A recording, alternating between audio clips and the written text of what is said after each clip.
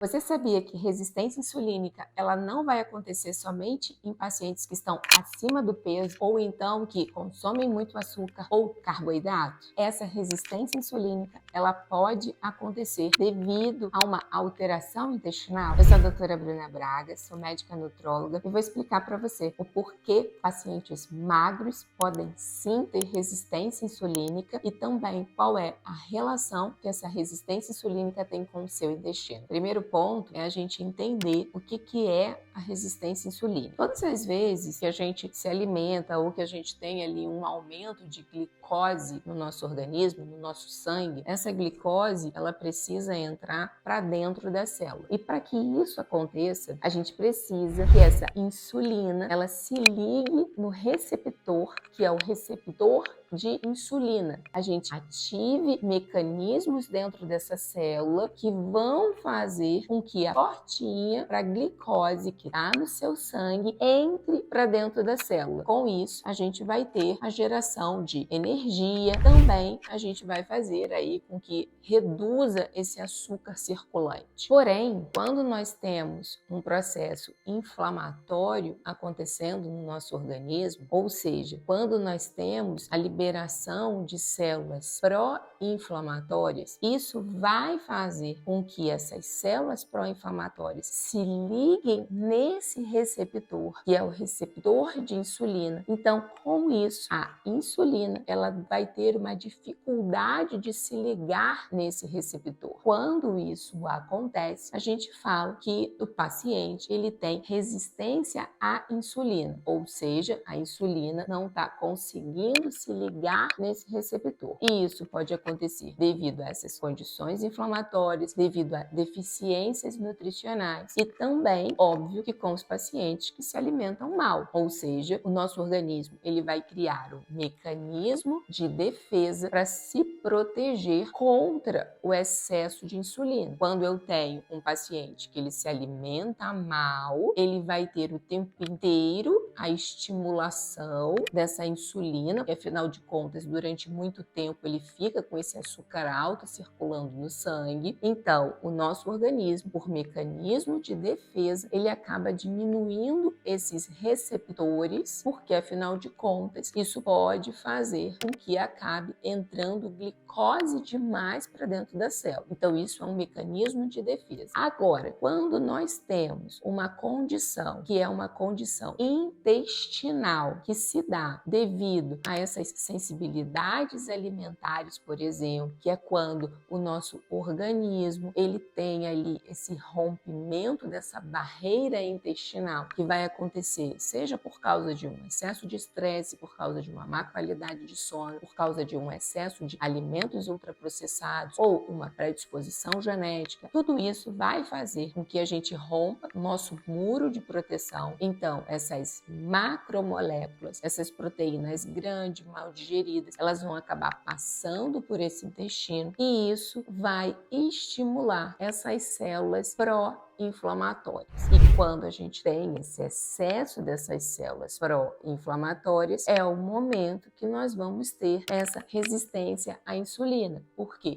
Porque ela vai se ligar nesse receptor. E isso vai fazer com que a glicose, que deveria estar dentro da célula, ela fique fora da célula. E isso vai ter várias consequências para o nosso organismo, porque afinal de contas, essa glicose, ela pode gerar o que a gente chama de glicotoxicidade, que também é inflamatório. E aí, mais células pró-inflamatórias vão ser geradas. Ou seja, nós vamos ter uma bola de neve, porque quanto mais células inflamatórias, mais resistência insulínica, mais glicose fora da célula, mais inflamação. Quais são os sintomas quando isso vai estar acontecendo? Como nós vamos ter uma queda na produção retenção de energia, porque afinal de contas essa glicose não consegue entrar dentro da célula. Ou seja, a pessoa ela vai ter um sono excessivo após o almoço. Na verdade, não é aquele soninho, ela sente realmente um cansaço, uma